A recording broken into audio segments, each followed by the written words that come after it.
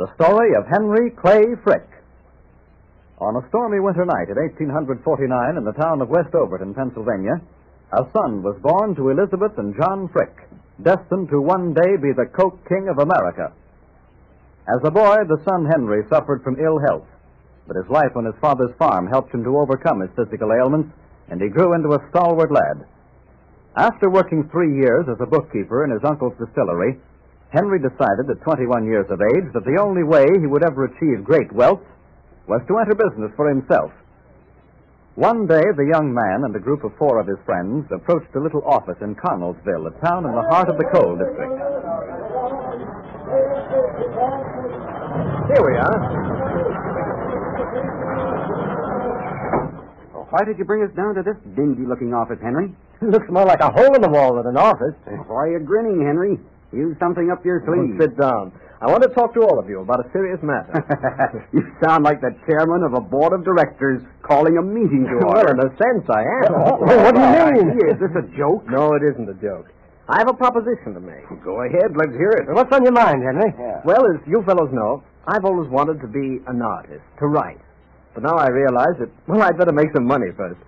I want to go into business, the Coke business, and I want the 4 of you to go in with me. And where would we get any money? I don't have any. Only my salary. Oh, it's too big an undertaking. We're all too young. We're never too young to start in for ourselves. If the rest of you aren't willing, I'll start the company myself, somehow. Well, tell us more about your plans, Henry. How much money will you need? You can't just jump into something like that. Well, I have the plans formulated. We'll need $15,000. That isn't much, but we can start with that. Well, that's $3,000 apiece. That's a lot of money to lose if we go under. I'm not starting with the negative side in view.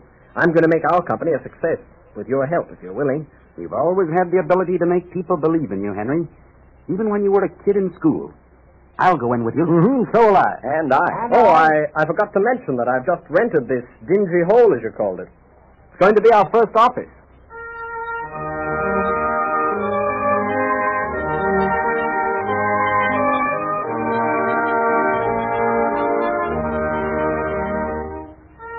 Thus, the 4 young men, led by the confident Henry Frick, founded the business that was to bring millions for all of them. But in the beginning, the way was not an easy one. Henry Frick and his associates worked 18 hours a day, month after month, and the Coke business was growing steadily, but the need for additional finances was imperative. Henry Clay Frick decided upon a daring course of action. He would approach Judge Thomas Mellon, the tycoon of Pittsburgh, and request financial aid for the young company. That is the story, Judge Mellon. You're asking for a great deal of money, young man. Not a great deal as you count it, Judge Mellon. You certainly believe in yourself, don't you, Henry Frick? Well, sir, I believe in my capabilities. I know that with the money I propose to borrow from you, I can expand my business and pay you back within a year with a handsome profit. A year? And you have nothing but your tiny business to offer as security for $100,000? Only that tiny business, my self-confidence, and my word. Well, somehow I believe you are capable. I like you, and I'm not very often wrong in my judgment of a man. I'll give you the money on your word.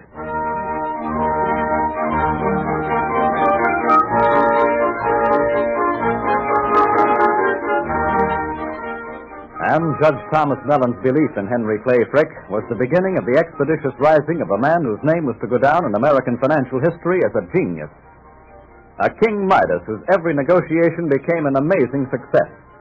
At 30, Henry Clay Frick had amassed $1 million, but he had worked hard, and it was imperative that he take a vacation.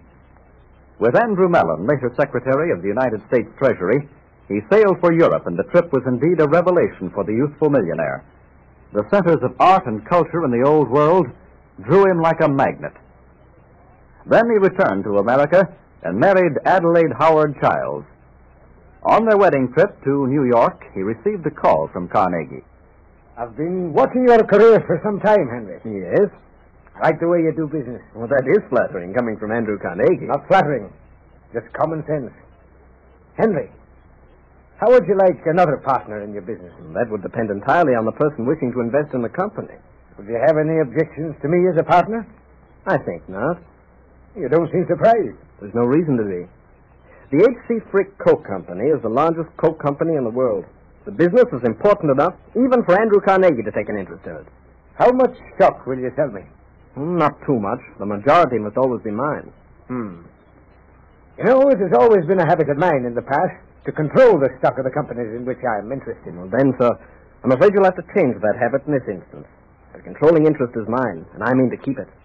I built that company up from nothing. I don't intend to turn it over to others now. Not even for a handsome profit? Not for every penny you own, Mr. Carnegie. The control stays in my hands.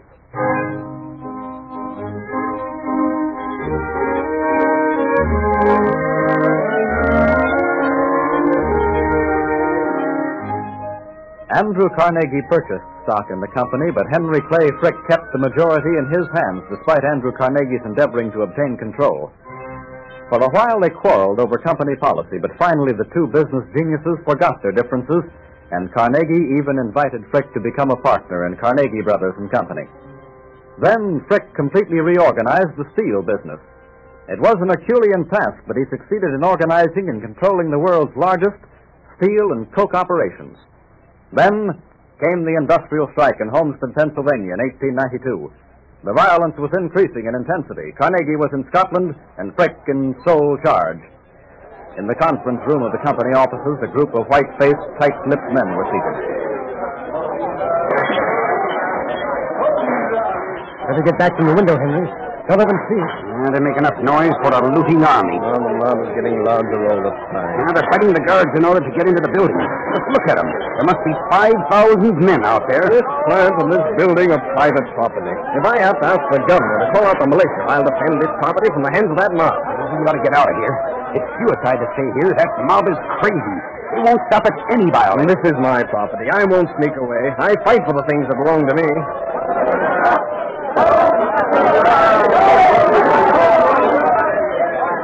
Better give in to their demands, Henry. They've got to compromise. But they threaten to burn the whole plant. Well, if we give way now, we're beat. The demands are unfair. They're unjust and contrary to American business freedom. This strike will be settled, surely, but in my way. A mob of foreign agitators can't stir up my men and take away the things I've given my whole life to build. I'll treat them fairly, but I won't be bullied into it. Look there at the window. Henry! Oh, yes, silence! We warned him! Stop him!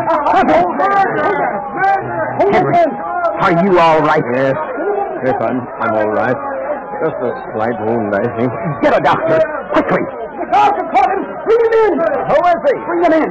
Common, right? The foreign agitator! Bring him out! Get in there! No! I've done only what is right. He is a tyrant. All tyrants must die. Then the world will be a decent place to live in. I'll kill them all! All! Do you hear?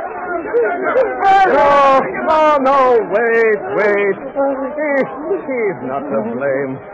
He's just a pawn. He can't help what he does. He's been incited by the enemies of business. This one man doesn't mean a thing. They're trying to strike at us through the mob. They always will. What's your name, son? Joe Krakowski. Give him some money and let him go. He'll soon learn. I want no violence. We'll win. We'll win, we always have. We'll win because we're right.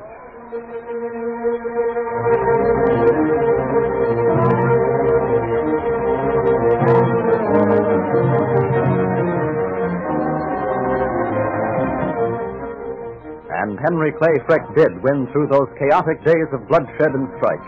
The strike was settled and Frick continued to soar in the financial world.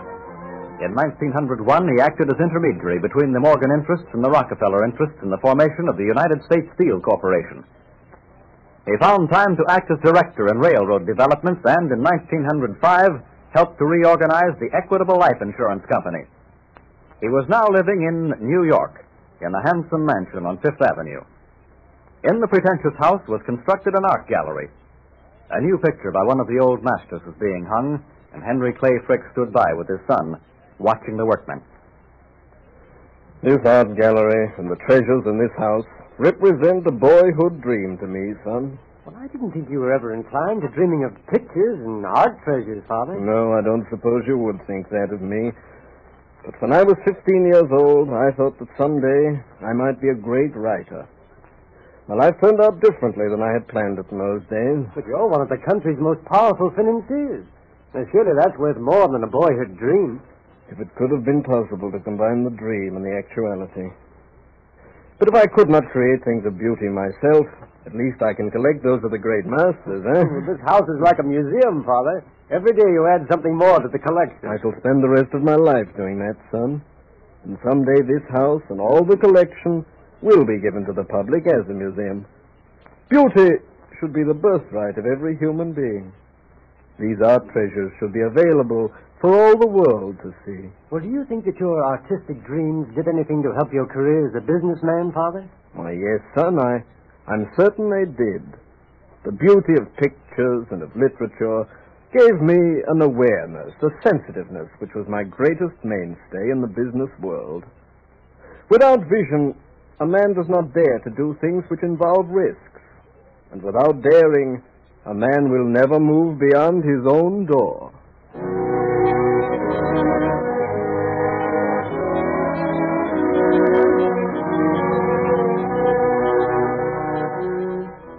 And thus, the boyhood desire to be an artist gave Henry Clay Frick the power and will to scale almost insurmountable obstacles in his rise to the pinnacle of success. His was the courage of a great man. His gift to the American public a mansion filled with priceless treasures of artistic beauty.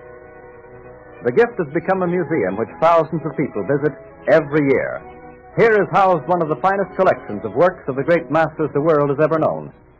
This man with the soul of an artist became one of the greatest financial powers in the world. Henry Clay Frick, Captain of Industry.